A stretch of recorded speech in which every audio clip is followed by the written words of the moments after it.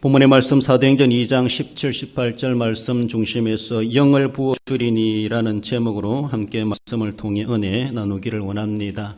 하나님 은혜 가운데 코로나 상황 가운데서도 지난 반년간 은혜 가운데 잘 지내온 것 하나님의 은혜요 감사드리고 또 여러 가지 모습으로 힘든 여건 가운데서도 함께 협력하신 우리 성도 여러분들의 공도 무시할 수가 없고 하나님께서 기억해 주시리라 기억하며 감사를 드립니다. 어쩌면은 우리는 새해를 맞이하며 벌써 반년을 지났고 7월달을 맞이하며 후반기를 시작하고 있습니다. 이스라엘 유대인들의 문화의 개념으로 바라보면은 물론 그들이 유대력을 중심으로 하겠지만은 7월 1일을 나팔절이다 그렇게 말하고 7월 10일을 대속죄일이라 그렇게 말하죠. 그래서 그들이 나팔절 7월 1일을 나팔절로 섬기는 것은 새해만큼이나 새로운 마음으로 그들은 새로운 결심을 하게 되고 또 하나님이신 은혜를 소망하며 지금까지 지키신 하나님 또 앞으로도 베푸실 하나님 은혜를 소망하며 하나님 앞에 나팔절로 7월 1일 날 섬기는 절기가 있게 됐습니다. 우리는 어쩌면 1년 단위적인 기분으로서 새해의 기분을 우리가 1월 1일 가지기도 하는데 이스라엘 백성들은 반년 단위로 새해와 같은 그런 기분을 가지고 그런 의미와 또 가치를 부여하고 그들 스스로가 또한 마음가짐도 그렇게 하고 있다라는 것을 절기적인 모습에서도 생각해 볼 수가 있습니다. 우리도 지난 반년을 보내며 7월 달을 우리가 맞이하고 들어가서는 새롭게 하고자 하는 그런 마음 가지게 되면서 이미 시작하고 있습니다. 이 7월 달을 한편은 교육의 달이라 말할 수 있으면서도 한편에서는 비전의 달이다 이렇게도 말을 할 수가 있습니다. 새해만큼이나 또 중요한 그런 첫 달이라 말할 수가 있고 그만큼 우리로 하여금 지난 날들 다 잊어버리고 지난 날들 다 교훈으로 삼고 새로운 마음으로 또 새롭게 시작하고자 하는 그런 자세로 늘 해오던 일에도 새로운 마음으로 임해갈 수 있어야 할 것입니다. 그러므로 우리는 어쩌면은 비전을 가져야 된다. 비전이란 말을 세상적인 용어는 야망이다 이렇게 말을 할 수가 있죠. 비전과 야망 또 어쩌면 꿈을 가지라 희망을 가지라 유사한 말로 그렇게 말해 볼 수 있는데 인간이 마음속에 그리는 원대한 목표 이것이 바로 비전이요 야망이다 이렇게 말할 수 있습니다. 우리가 마음속에 그리는 원대한 목표가 있습니까? 한 해를 시작하면서 또 반년을 보내고 새로운 반년을 맞이하면서 우리가 이 후반기에 내가 이렇게 해봐야지 이런 새로운 결단 결심하는 것이 있어야 될 것이죠. 비전을 품어야 된다는 것이죠. 야망을 가져야 된다는 것이죠. 꿈을 가져야 된다는 것입니다. 뭔가 기대감을 가지고 시작하라라고 하는 것을 말해 볼 수 있습니다. 그러나 비전이나 야망이란 말을 우리가 비교적으로 말해 볼 때 비전이란 말은 신앙적인 관점에서 우리가 말해 볼 수가 있고 야망이란 말은 아주 세상적이다 그렇게 말할 수가 있습니다. 비전은 하나님 중심이라면 야망은 자기 중심이라 말할 수 있고 비전은 하나님의 뜻을 추구하는 목표라면 야망은 자기의 뜻을 추구하는 목표라고 말할 수 있습니다. 비전은 하나님의 영광을 목적으로 삼는다면 야망은 자기의 목적을 삼고 그 영광을 목적으로 삼는 것을 말해 볼 수가 있죠. 비전이라는 것은 신앙적이요 영적인 용어라고 한다라면 의미를 가진다면 야망이라고 하는 것은 지극히 육체적이고 세속적이다라고 말할 수 있습니다.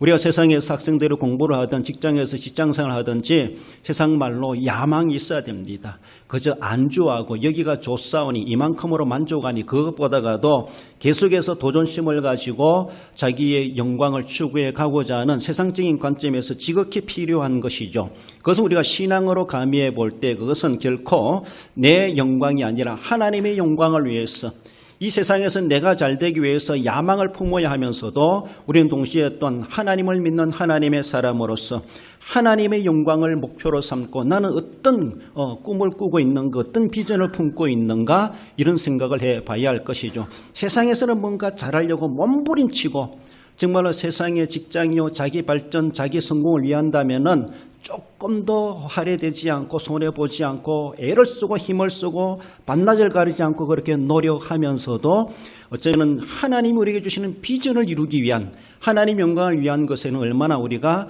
시간적으로 물질적으로 육체적으로 투자하고 있는가를 생각해 볼 수 있어야 됩니다. 자기 먹고 사는 일에는 야망을 가지고 열심히 사업을 번창해가고 일을 한다고 하면서도 하나님이 원하시는 하나님의 영광을 위한 비전은 우리는 가지고 있는가?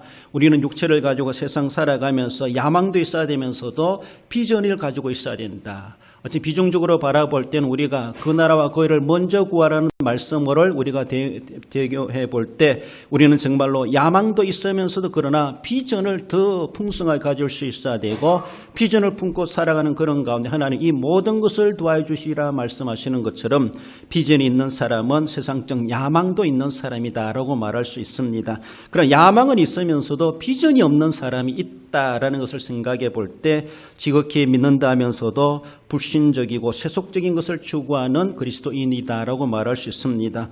오늘 본문에서는 하나님께서 성령을 부어주시겠다 말씀하고 있는데 과연 내 영을 부어주리니 하나님의 영 성령의 부으심을 받는 사람은 어떤 사람인가라는 것을 말씀해 주고 있습니다. 먼저는 믿음의 사람이 될 것을 말씀하십니다. 17절에 하나님이 말씀하시기를 말세에 내가 내 영을 모든 육체에 부어주리니 라고 말씀합니다.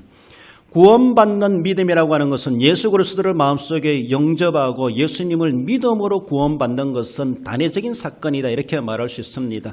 계속 믿어야지 구원받는 것이 결코 아니라는 것이죠. 구원받는 믿음이 있습니다. 예수님을 믿는 사람들은 구원받는 믿음이 그 무엇보다 전제되는 믿음이죠. 그러나 생활적인 믿음이라고 하는 것은 하나님의 말씀을 신뢰하고 그 말씀이 그대로 이루어질 것을 믿고 그 말씀을 의지하고 소망하며 그 말씀대로 우리가 순종하며 살아가는 것이 생활적인 믿음이다라는 것입니다. 구원받은 믿음은 완전히 구비되어 있다고 하지만은 생활적인 믿음이 제대로 우리가 구비되지 못하니까 하나님 앞에 영광되지 못하고 도리어 영광을 가리는 그런 일들이 일어날 수도 있다라는 것입니다.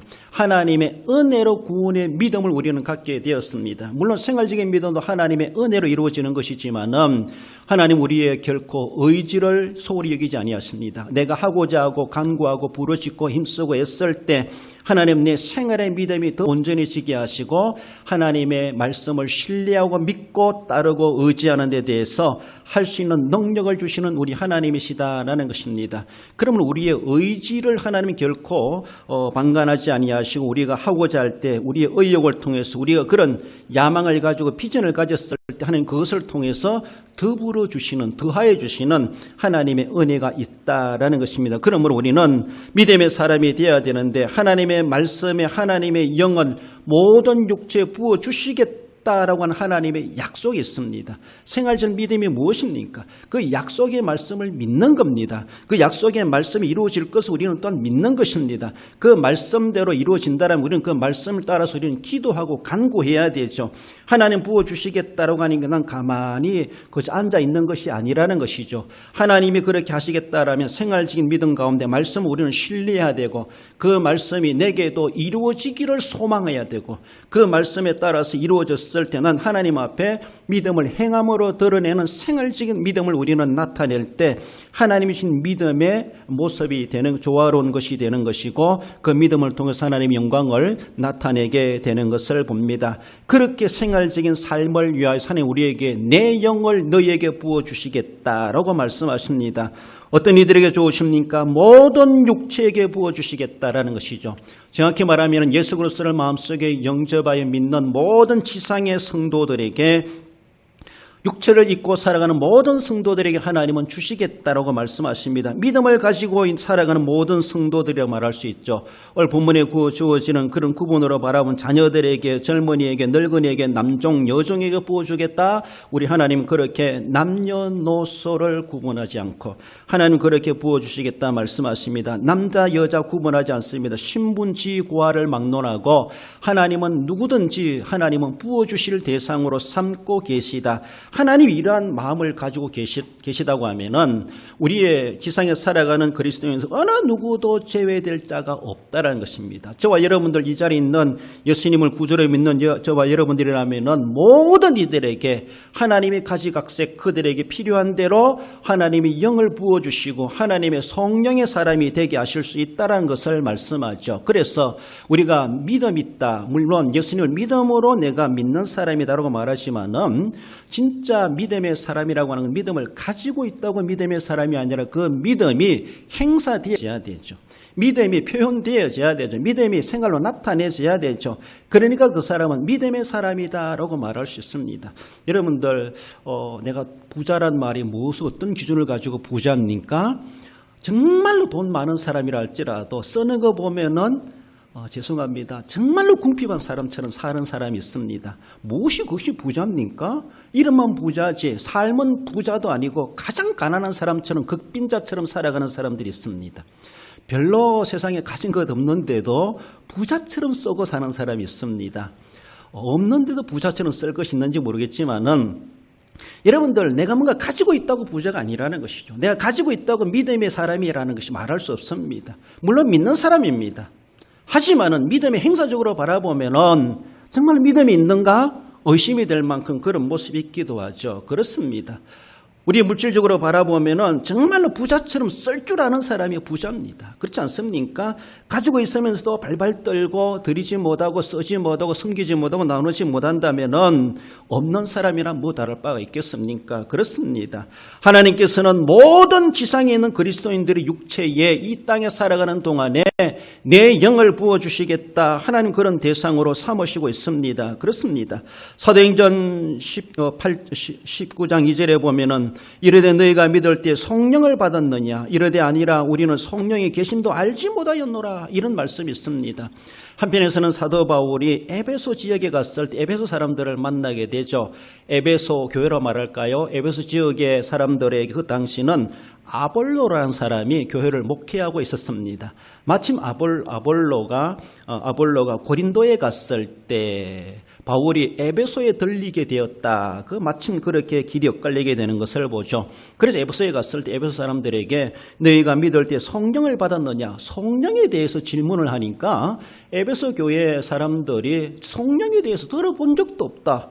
성령에 대해서 문외한 소리를 하고 있습니다. 어찌 이런 일이 있을 수 있을까라는 것을 사도 바울이 깜짝 놀라게 되죠. 사실 이것은 교인들 탓할 것이 아니라 목회자 탓이다 이렇게 말할 수가 있죠. 아볼로는 정말 율법에 능통한 사람이었습니다. 그들에게 구약적 정신을 가지고 복음을 전하고 그들에게 말씀을 가르쳤는지 모르지만은 정말로 이 시대의 성령의 역사의 시대인데 성령에 대해서는 그리고 성령 세례에 대해서 불세례에 대해서 이런 것에 대해서는 교인들에게 바르게 가르치지 못하니까 교인들은 성령이 있음도 들어본 적도 없다. 남의 소리 하는 것처럼 그렇게 그들은 문의하게 아주 성령에 대해서 무지한 그런 모습을 드러내게 되죠. 그 사도 바울이 그들에게 말씀을 전하고 성령에 대해서 가르쳤을 때 그들의 성령이 임하게 되고 성령의 충만함을 받게 된 사건에 대해서 사도 바울이 사도행전 19장을 통해서 우리에게 보여주고 있습니다. 그렇습니다. 성령이 있음에 대해서 오늘 우리 시대에 정말로 제가 성령을 안 가르쳐서 성령이 없다라고 성령에 의식하지 못하고 살아간다는 제 책임이라고 말할 수가 있죠. 그렇습니다. 성경은 분명히 성령의 계심을 말씀하고 성령을 부어주시겠다라고 말씀하고 있습니다. 어느 누구에게 특정한 사람에게 주시겠다 그런 것이 결코 아니라는 것이죠. 모든 육체에게 하나님은 부어주시겠다 그렇게 말씀하십니다. 그래서 우리가 믿음으로 살아가는 믿음의 사람입니까? 실제적인 우리의 삶의 흔적 속에서는 성령의 역사가 나타나야 되고 성령의 모습을 우리는 드러내야 될 것이죠. 내 성질대로 내 생각대로 내 야심대로 살아가는 것이 아니라 그 모든 것들이 성령의 다스림을 받고 성령의 이끌림을 받고 성령께서 하라 하시는 대로 움직여가는 것, 그 삶이 우리 속에서 드러낼 때 바로 그 사람이 성령이 있음을 아는 사람이고 성령을 받은 사람이고 그 사람이 바로 믿음의 사람이다 이렇게 말을 할 수가 있습니다.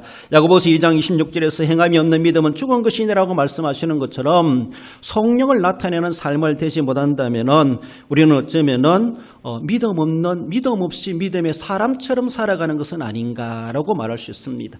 믿음은 가지고 있다면서도 믿음을 행사하지 못하며 살아가니까 돈은 많으면서도 아주 가난하게 사는 불쌍한 부자인 것처럼 그런 우리의 모양새가 될 수가 있다라는 것입니다. 우리는 성령이 존재하시는 것을 우리는 인정해야 될 것이, 믿어야 될 것이죠. 성령이 임재하신다라는 것을 우리는 믿어야 될 것입니다. 나아가서는 성령을 우리에게 부어주신다는 것입니다. 성령은 분명히 계시다는 것입니다. 에베소 사람들은 성령이 계심도 듣지 못하였다 안타까운 소리 하는 것처럼 아니라는 것이죠. 성령은 분명히 존재하십니다. 성령이 분명히 존재하시는데 나아가서 성령은 분명히 우리에게 부어주시는 하나님의 은혜로 임한다는 것이죠. 하나님의 은혜로 우리에게 임하는데 그러면 우리는 그 은혜로 우리는 사모해야 돼. 하나님 내게도 부어주시옵소서. 초대 120명의 성도들에게 불과 같이 바란 것 같이 하나님께서 그렇게 성령을 쏟아 부어주셨던 것처럼 하나님이여 내게도 부어주시옵소서. 부어주신다고 했으니까 모든 육체에 부어주신다고 했으니까 이 땅에 살아가고 있는 나도 해당되는 자요 내게도 부어줄 줄 믿습니다. 성령의 임재를 믿어야 될 것이고 성령이 부어주심 우리는 사모해야 될 것이고 그래서 성령의 역사하심을 따라 우리는 순종하는 그런 믿음의 삶 나아가서는 내 소욕대로 살아가는 것이 아니라 성령의 이끌림을 받아 쓰임받는 쓰임받기를 우리는 사모할 수 있어야 될 것입니다. 그것이 바로 행함이 있는 믿음의 사람이다라는 것이죠. 실제적으로 하나님의 영의 부음을 받는 사람은 가지고 있는 것만이 믿음이 아니라 행함이 있는 믿음의 사람이 된다라고 하는 것을 말씀하십니다. 우리가 믿음이 있다면서도 믿음으로 살아가지 못하는 것이 문제죠. 믿음으로 살아가지 못하는 것이 죄가 될 수가 있습니다. 그러므로 우리는 믿는다 하면서도 어쩌면 도리어 믿음을 통해서 하나님을 기쁘시게 하시기보다는 가지고 있는 믿음 때문에 도리어 하나님을 근심되게 만드는 그런 죄악 가운데 빠진 일들이 얼마나 많겠는가. 믿음을 제대로 믿음대로 사용하지 못하고 믿음대로 살아가지 못하는 그런 우리의 약함을 우리는 늘 깨우쳐가며 그것을 보완하시기 위해서라도 성령을 부어주시겠다라고 말씀하십니다. 우리는 여기에 대한 우리는 비전을 가져야 될 것이 하나님 그렇게 부어주신다고 했으면 내게도 부어주시옵소서. 그것을 통해서라도 내가 하나님을 경험하게 하시고 성령의 능력을 덧입게 하시고 내 형편사정 처지 따지지 아니하고 성령의 역사하심을 따라 내가 순종할 수 있고 쓰임받는 자 되게 하옵소서. 늘 그런 간구하는 우리의 모습과 우리의 삶이 되어야 할 것입니다. 내가 뭐 하겠는가 이 자체가 벌써 하나님의 모든 육체에 부어주시겠다고 말씀하시는 것을 거부하는 겁니다. 불신하는 겁니다. 못 믿는다는 겁니다. 어찌 그런 말을 할 수가 있습니까? 모든 육체에 부어주시겠다. 정말로 자녀나 젊은이나 늙은이나 남종 여종 어느 누구에게든지 예수님을 믿는다고 하는 모든 사람들에게는 하나님이 영을 부어주시고 내가 할 수 없는 일을 하게 하시는 하나님의 능력이 임하여서 능력대로 쓰임받을 수 있다고 하는 것을 말씀합니다. 하나님 내게 성령의 충만함을 주시고 진짜 내가 믿음을 행사하는 믿음의 사람 되게 해 주옵소서. 우리가 간구함이 이 꿈을 우리는 늘 품고 사모해 가야 할 것입니다. 나아가서 영을 부어주리니 비전의 사람은 성령의 사람이 될 것을 말씀합니다. 17절에 하나님이 말씀하시기를 말세 내가 내 영을 모든 육체에 부어주리니 성령은 우리가 어떻게 꾸며내서 성령이 생기는 것은 결코 아닙니다. 연구해가지고 우리가 터득해서 성령을 우리가 알아내고 성령이 임하고 성령의 능력자가 되는 것이 결코 아니라는 것이죠. 성령은 하나님 우리에게 값없이 거저주시는 은혜다라고 말할 수 있습니다. 우리의 구원받는 은혜도 하나님의 값없이 거저주시는 은혜이고 선물이면서도 성령은 바로 구원받은 하나님의 백성들에게 도와해 주시는 값없이 거저주시는 하나님의 선물입니다. 그래서 우리가 뭔가 꾸며내고 연구해서 만들어내서 노력해서 얻어지는 것이 결코 아니라 하나님 우리에게 부어주시겠다 그렇게 말씀하십니다. 그러나 예수님의 제자들에게 말씀하시는 것은 그것을 믿고 기다리라고 말씀하셨습니다. 우리가 하나님 부어주실 것을 믿으라는 것입니다. 우리가 노력해서 우리가 연구해서 성령을 만들어내고 성령 충만한 사람 되는 건 아니지만은 하나님 부어주시겠다라고 말씀하십니다. 언젠지 모르지만 어떻게 부어줄지 모르지만 그것을 믿으라는 겁니다. 그걸 기다리라는 것입니다. 그래서 예수님께서도 하늘로 성천에 가시면서 제자들에게 약속하신 성령을 믿고 기다리라. 떠나지 말고 기다리라 했을 때 그들은 기다림의 방법이 무엇입니까? 흩어지지 아니하고 모여서 그들은 기도했습니다. 하나님 부어준다고 했으니까 부어주시옵소서. 그래서 열흘 동안 그들이 어쩌면 식음을 전폐하며 기도하지 않았나 그렇게 보여집니다. 그렇게 간구하는 것을 하나님은 결코 우리에게 우리의 노력을 허무하게 만드실 하나님이 아니십니다. 우리가 구하니까 주시는 것은 아니지만은 하나님이 주시겠다 약속하셨기 때문에 하나님이 주시려면 빨리 주시옵소서, 주시려면 많이 주시옵소서, 우리가 구할 것은 그런 입장이 될 수가 있다라는 것입니다. 결코 그렇게 욕심내서 구하는 것은 결코 잘못된 것이 아니라는 것이죠. 왜? 하나님이 부어 주시겠다 약속하셨기 때문에 어떤 모양으로 어떤 양적으로 어떤 능력으로 우리에게 부어 주실지는 하나님이 하시겠지만은 그럼 우리가 소원을 아뢰는 것은 하나님이요 주시려면 빨리 주시옵소서, 주시려면 크게 부어 주시옵소서. 우리가 이런 욕심을 가지고 이런 하나님 앞에 그런 꿈을 아뢰는 것은 지극히 우리에게 당연하고 있을 수 있는 일이다라는 것입니다. 하나님이 부어주시는 선물이며 전적인 하나님의 역사의 성령의 역사라는 것이죠. 이것은 바로 예수 그리스도를 나의 주 나의 하나님의 영접한 자들에게 부어주시는 하나님의 은혜입니다. 그렇습니다. 물론 어떻게 보면은 불신자가 예수 그리스도를 영접하여 믿어 하나님의 자녀가 되는 것도 성령의 역사입니다. 그 사람이 성령을 예수님을 믿어 성령 받는 것도 있는 것이지만은 그 사람을 예수 믿게 하시는 것도 성령의 역사이죠. 그렇습니다. 그러나 자기는 잘 몰라요. 성령의 역사인지 모릅니다. 믿고 나서 보니까 성령께서 나로 하여금 그렇게 불러주셨고 교회로 인도하셨고 전도자를 만나게 하셨고 예수님을 만나 구원의 확신을 갖게 하셨구나. 나중에 가서야 알게 되는 것이죠. 그렇습니다. 우리가 이제 믿고 나서 깨닫는 것은 내가 믿고 있는데 하나님께서 믿는 이들에게 성령의 역사를 우리에게 부어주시는데 성령의 역사를 우리에게 성령을 부어주시는데 이것은 바로 예수 그리스도를 영접하여 믿는 모든 성도들에게 부어주시겠다 그렇게 말씀하십니다. 전제되는 것은 믿는 자에게 주시는 하나님의 더불어 주시는 은혜입니다. 이것은 권능이다 능력이다 이렇게 말할 수 은사다 이렇게 말할 수 있습니다. 똑같이 예수님을 믿지만은 다 은사의 차이가 있을 수가 있습니다. 은사의 종류도 다를 수가 있습니다. 그 사람의 분량대로 그 사람의 달란트대로 그 사람이 할 수 있는 기능과 능력대로 하나님이 그에게 필요한 것들을 주십니다. 저 사람 받았으니까 나도 그거 주십시오. 그렇게 할 수 없습니다. 내게 필요한 것을 주십시오. 하나님이 주셨을 때 우리는 그것을 받고 받은 대로 하나님 앞에 들어 쓰임 받아야 돼요. 때로는 나 이거 원치 않은데 하나님 그렇게 요구하실 수도 있습니다. 나는 원하지 않은데 하나님 그것을 부어주셔가지고 자꾸만이 그 일을 하게 하시는 일이 있기도 하죠. 나는 그거 원치 않는데 별로 마음에 원치도 않고 탐탁지 않은 일이기도 한데 하나님 자꾸 감동을 주시고 또 그걸 할 수 있는 환경과 여건과 능력을 주신다는 것이죠. 은사를 주신다는 것이죠. 그렇다면 우리는 그것은 내 뜻대로 하지 마옵시고 아버지의 뜻대로 하옵소서. 이것이 비전입니다. 야망은 자기 욕심대로 하는 겁니다. 자기 원하는 대로 하는 겁니다. 자기가 좋아하는 일을 하는 겁니다. 야망이라고 하는 것은 그렇습니다. 그러나 비전이라고 하나님 우리에게 주시는 야망, 하나님 우리에게 주시는 그 꿈이라고 하는 것, 하나님 우리에게 주시는 비전이라고 하는 것은 내 뜻을 다 우리는 부인할 수 있어야 되고 하나님이 원하시면은 나는 원치 않아도 순종하겠습니다.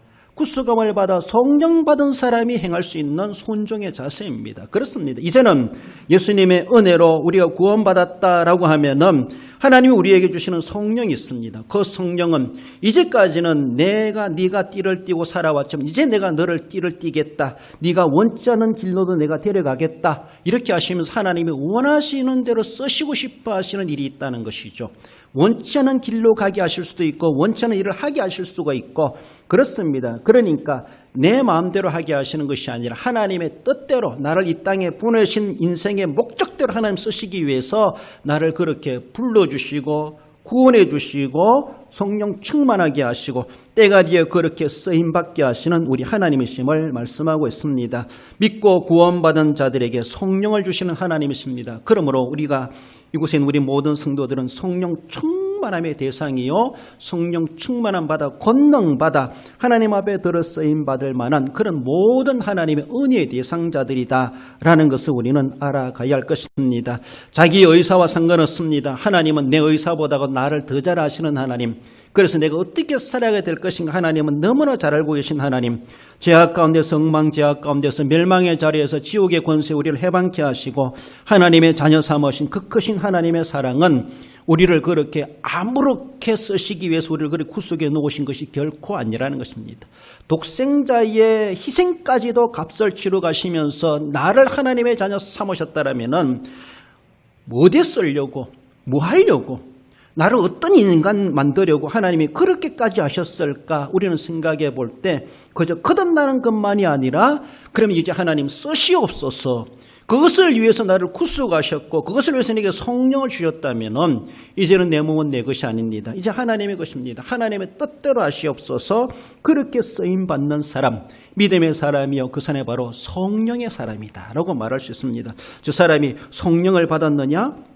사도 바울이 에베소 교회에 너희가 믿을 때 성령을 받았느냐 물었을 때 실제적으로 성령의 삶을 살아가는 사람이 그 말을 대답할 수 있는 것이 예, 내가 성령 받았습니다. 성령 받았으면 성령 받은 삶에 흔적이 있어야 되죠.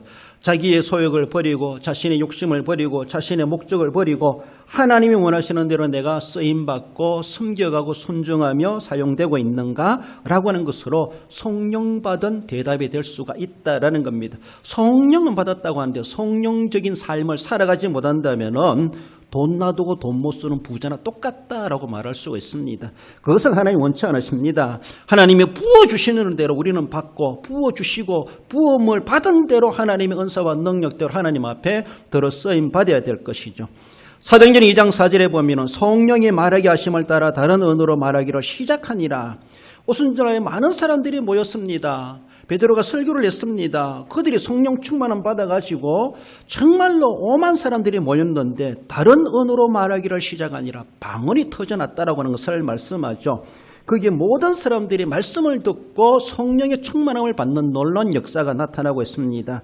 사도행전 4장 8절에서도 베드로가 성령이 충만하여 백성의 관리들과 장로들아라고 하면서 이전에는 숨어 다녔습니다. 몸을 사렸습니다. 피해 다녔습니다. 무수했습니다. 그러나 성령의 충만함을 받았을 때 성령의 말하게 하심을 따라서 그리고 관리들과 장로들 앞에서도 막 그리 큰 소리치가면서 진리의 복음을 외칠 수 있는 용기가 생겨나는 것. 성령이 충만한 베드로였기 때문에 이전과 이후가 달랐다는 것이죠. 그렇습니다. 사도행전 4장 31절에서도 무리가 다 성령이 충만하여 담대히 하나님의 말씀을 전하니라. 사도들만이 아니라 은혜 받은 성령 받은 일반 백성들까지 그렇지 않습니까? 이미 예수 하나님께서 우리에게 말씀해 주시는 것처럼 자녀나 젊은이나 늙은이나 남종이나 여종이나 유대인이나 이방인이나 할 것 없이 성령 받은 사람은 이런 성령 받은 삶을 살아가게 되어져 있고 그들은 담대히 하나님의 말씀을 전할 수가 있었다라는 겁니다. 이제는 그렇게 하지 못했습니다. 성령 받은 역사가 나타나고 성령 받은 사람으로의 삶을 살아가는 것을 볼 수가 있죠. 사도행전 7장 55절에 서대반이 성령이 충만하여 집사님입니다. 초대교회 7 집사님 중에 한 사람이죠. 성령이 충만하여 그렇게 말씀을 외치면서 돌에 맞아 죽기까지 순교의 제물이 되기까지 그는 성령 충만하니까 돌에 맞아 죽는 것도 그는 이겨내고 감당해내고 그래서 돌무덤이 되는 서대반의 그런 종말의 모습을 보여주기도 합니다. 성령 충만한 삶을 살아갔던 서대반의 모습을 보여주고 있죠. 사도행전 8장 29절에 보면 성령이 빌립더로 이르되라고 하며 성령께서 빌립 집사님에게 나타나셔가지고 사마리아에서 복음을 전하고 있는 빌립 집사에게 빌립아 성령께서 말씀하시면서 저 가사라고 가는 길에 내려가라. 거기 갔을 때 하나님께서는 어쩌면 에디오피아 간다게 네시의 국고를 맡은 네시가 예루살렘 예배하러 왔다가 돌아가는 길에 마차를 타고 가는 그 네시를 만나게 되었죠. 하나님 만나게 해주십니다. 그래서 그에게 진정한 복음의 진리를 깨우치는 그 사명을 감당하게 하셨습니다. 하나님께서는 전도자들이 어디로 가야 할 것인가 누구를 만나야 될 것인가 감히 어떻게 내가 가겠습니까? 라고 말할지 모르지만은 성령의 이끌림을 받았어. 자기와 의사는 아무 상관없습니다. 자기 형편과 사정과 신분과는 아무 상관없습니다. 하나님은 가게 하셨을 때 가게 하시고 그리고 거기 갔을 때 행하게 하시고 결단코 우리가 주눅들지 않고 담대하게 하나님이 하실 일들을 하게 하시는 것을 볼 수가 있습니다. 사도행전 16장 6절에서도 성령이 아시아에서 말씀을 전하지 못하게 하시거늘 사도 바울이 선교 계획을 세우면서 아시아 쪽으로 방향을 계획을 했습니다만은 그러나 성령께서 사도 바울에 감동 주시는 것은 아시아가 아니다. 이 방향으로 가거라. 방향을 하나님이 돌리십니다. 모든 선교 계획이 무산됩니다. 그러함에도 불구하고 하나님이 그렇게 계획하신 바 따라서 감동 주시는 데 따라서 그렇게 행동하지 않습니까? 성령의 사람은 자기의 생각을 내려놓습니다. 성령의 사람은 그렇게 철저하게 계획했다 할지라도 하나님이 아니다라고 하면은 포기할 줄도 압니다. 사도 바울은 철저하게 성령의 사람으로서 성령이 이끌린 바대로 성령의 감동 주시는 대로 그렇게 성령의 사람으로 감당해 갔던 것을 봅니다. 우리는 크든 작든 하나님이 내게 성령으로 역사하시고 부어주심에 은혜가 있고 거기에 대한 감동이 있기도 합니다. 그 감동을 우리는 억누르면 안 되죠. 어쩐 도리어 내 육신의 소욕을 억누르고 절제하고 늘 그렇게 복종시켜 가야 될 것이지 성령의 감동을 자꾸 소멸해 간다고 하는 것은 하나님에게서 멀어질 수밖에 없고 성령의 사람을 거부하는 거나 다를 바가 없고 하나님께서 성령을 지금 부어주고 계심에도 불구하고 알지도 못하고 느끼지도 못하고 그것을 무시하며 살아가는 얼마나 하나님 앞에 책망받을 일이겠는가 우리는 늘 생각해가며 구속함을 받은 백성들에게 성령을 부어주시겠다라는 것을 늘 생각하며 성령의 부음을 받았을 때 양심의 가책이 있을 수가 있고 믿음대로 말씀대로 살지 않으면 주의를 지키지 않으면 예배를 빠지면 얼마나 마음이 괴로운지 이것도 성령의 역사라고 말할 수가 있습니다. 늘 우리는 그런 마음 가지고 성령의 인도하심을 따라서 정말로 영을 부어주심을 받은 성령의 사람으로서 우리가 성령의 이끌음을 받아 순종하며 살아가야 할 것입니다. 마지막으로 영을 부어주시는 사람은 바로 소망의 사람이 될 것을 말씀하죠. 자녀들은 예언을 할 것이고 젊은이들은 환상을 보며 늙은이들은 꿈을 꾸리라. 내 영을 내 남종과 여종들에게 부어주리니 그들이 예언할 것이요 라고 말씀하십니다.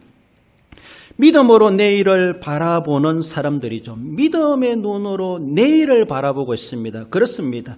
내일에 대한 희망을 알고 있고 품고 있고 그것을 기대하며 살아가는 사람이 소망의 사람, 다르게 하면 꿈의 사람, 비전의 사람이다. 오늘 본문의 핵심적으로 말씀해 주는 바로 비전의 사람이 되어라 라고 말씀하시는 것처럼 성령 부음을 받았을 때에 내 안목으로는 보이지 않고 내 계산으로는 나오지 않지만 성령의 눈으로 성령의 마음으로 성령의 느낌으로 정말로 내일에 대한 희망을 가지고 살아간다는 것입니다. 저는 늘 그렇게 말씀을 올리는 것처럼 새 일을 행하시는 하나님에 대한 기대감이 있습니다.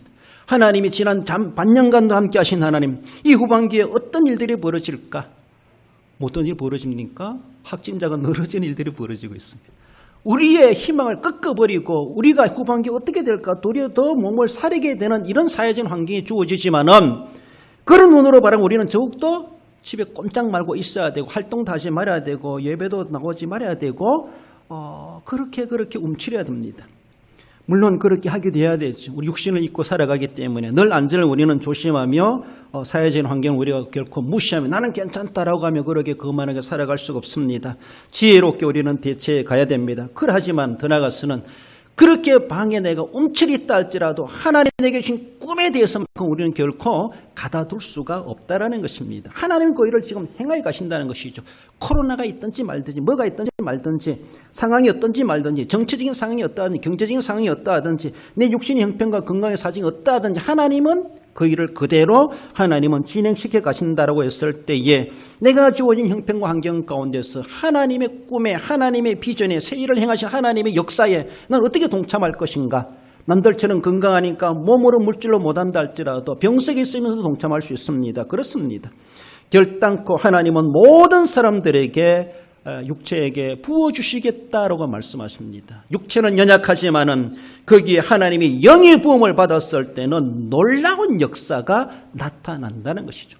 마른 뼈다귀에 하나님 영이 불어넣었을 때 군대가 되는 것처럼 하나님 그렇게 쓰신다는 것이죠. 시체와 같은 나 같은 존재이고 아무것도 할 수 없는 존재이지만은 하나님이 영이 내게 부음을 받았을 때 하나님이 생기를 불어넣으니까 생명이 된지라. 그래서 조각품이 사람이 되지 않았습니까? 아담이 되고 하와가 되고 하나님이 그렇게 하셨던 것처럼 오늘도 우리에게 영적으로 성령을 불어넣으셔서 내 육체로는 아무것도 할 수 없지만 내 육체에 영이 들어오심으로 부어주심으로 하나님이 영의 이끌림을 받아 하나님의 사람 성령의 사람으로 소망의 사람을 하나님은 쓰시겠다라고 말씀하십니다. 우리의 눈으로 볼 때는 아무라고 무슨 소망이 있겠는가라고 말할지 모르지만은 그 눈이 아니라 성령의 안목으로 성령의 눈으로 성령의 비전으로 세상을 내다보고 후반기를 내다보고 우리를 향하여 하나님 하시고자 하시는 거기에 대한 기대감을 가질 수가 있다라고 하는 것을 말씀합니다.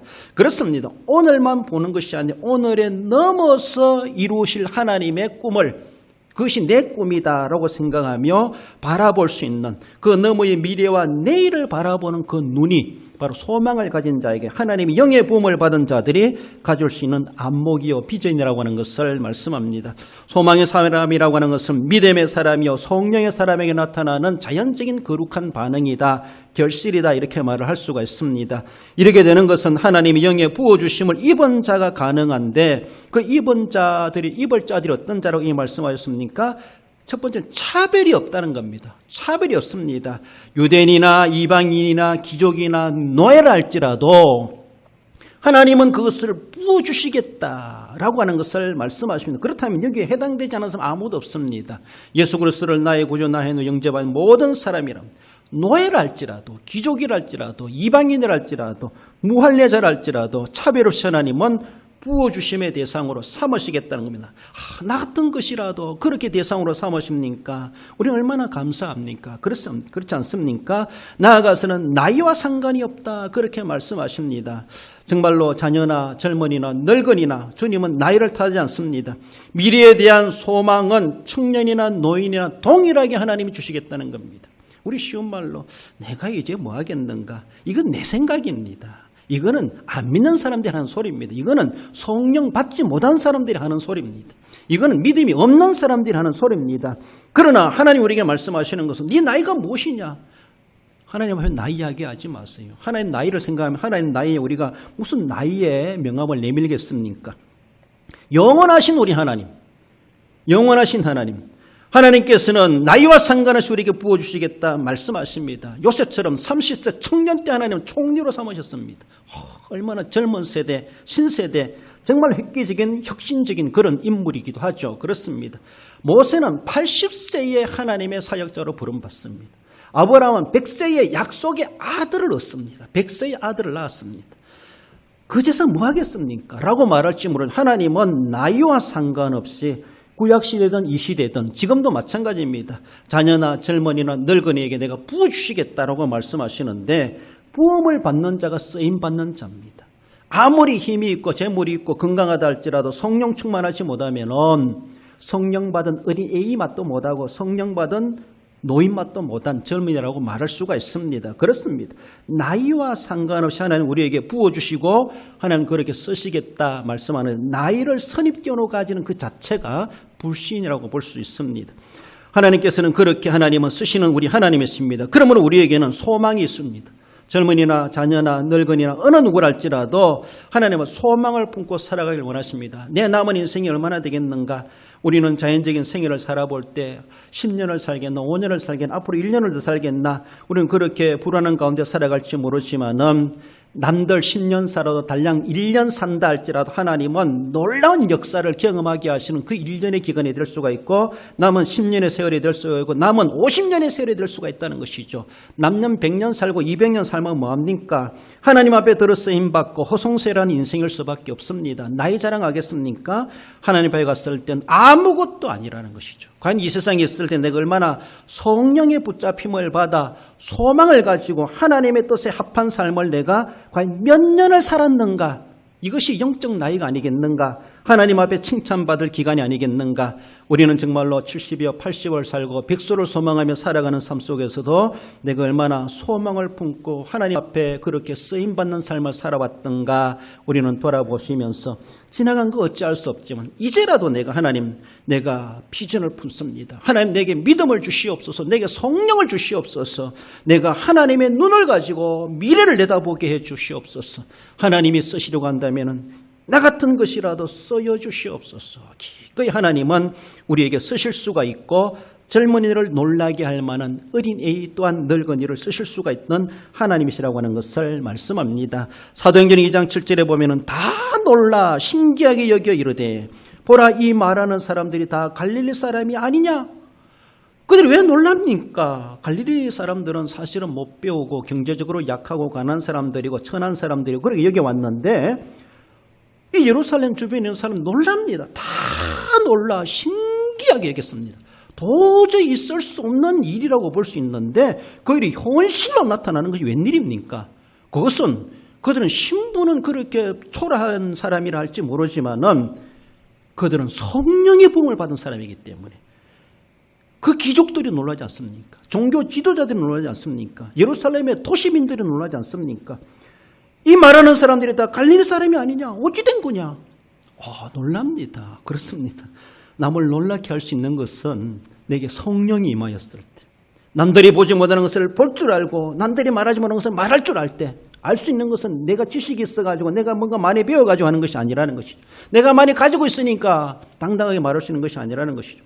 성령이 나로 하여금 임하여서 그렇게 하게 하실 때에 나도 놀래고 남도 놀래고 모든 사람들이 성령 받으면 저렇구나 라는 것을 경험하게 된 그런 본문의 사도행전 2장 7절의 말씀을 말씀합니다. 소망의 사람은 현실의 문제에 낙심하지 않습니다. 절망하지 않습니다. 현실에 대해서 불신하지 않습니다. 현실에 대해서 누구를 원망하지 않습니다.